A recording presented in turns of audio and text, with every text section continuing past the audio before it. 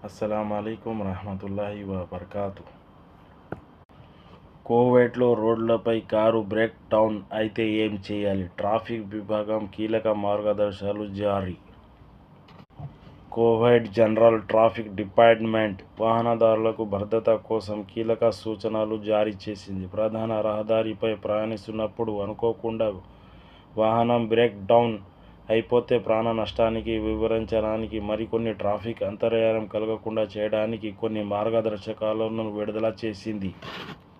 Traffic విభాగం జారీ చేసిన ముఖ్యమైన భద్రతా మార్గదర్శకాలు: ఎమర్జెన్సీ లైట్లను మార్చండి. కదులుతున్న ట్రాఫిక్ మధ్యలో కార్లను ఆపకుండా వీలైనంత వరకు కుడి వైపుకు ఉన్న ఎమర్జెన్సీ లైన్లో లేదా సురక్షితమైన ప్రదేశానికి వాహనాన్ని నెమ్మదిగా తీసుకువెళ్ళండి.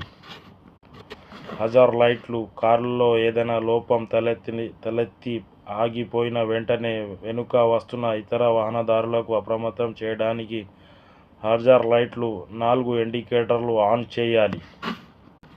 వార్నింగ్ టైగెల్ అమర్దిక: వాహనాన్ని తగినంత దూరంలో సుమారు 50 మీటర్ల వెనుక రెక్టిఫైయర్ వార్నింగ్ టైగెల్ను తప్పనిసరిగా ఉంచాలి. ఇది రాత్రి సమయంలో లేదా తక్కువ వెలుతురు ఉన్నప్పుడు వెనుక వచ్చే వాహనాలకు స్పష్టమైన హెచ్చరికగా పనిచేస్తుంది. రోడ్లపై నిలబడకండి. బ్రేక్ డౌన్ అయిన వాహనం లోపల కూర్చోవడం లేదా రోడ్డుపై ట్రాఫిక్ వైపు నిలబడడం అత్యధిక ప్రమాదకరం. వాహనం దిగి రోడ్డుకు దూరంగా సురక్షితమైన ప్రదేశంలో నిలబడాలి.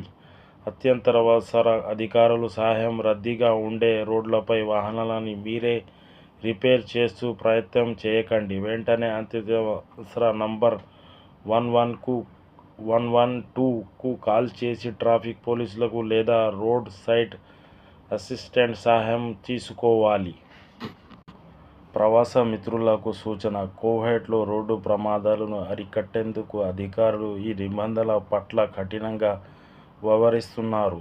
ఎండాకాలం కావడంతో టైర్లు పేలుడు, ఇంజన్ వేడెక్కడం వంటి సమస్యలు ఎదురయ్యే అవకాశం ఉంది. ప్రయాణానికి ముందే మీ వాహనంలో వార్నింగ్ టైగెల్, ఫైర్ ఎక్స్టింగ్విషర్స్ ఉన్నాయో లేదో తప్పక సరిచూసుకోండి. ప్రయాణంలో జాగ్రత్త వహించండి. మరిన్ని గల్ఫ్ అప్డేట్ కోసం నా YouTube channel please subscribe, like and share.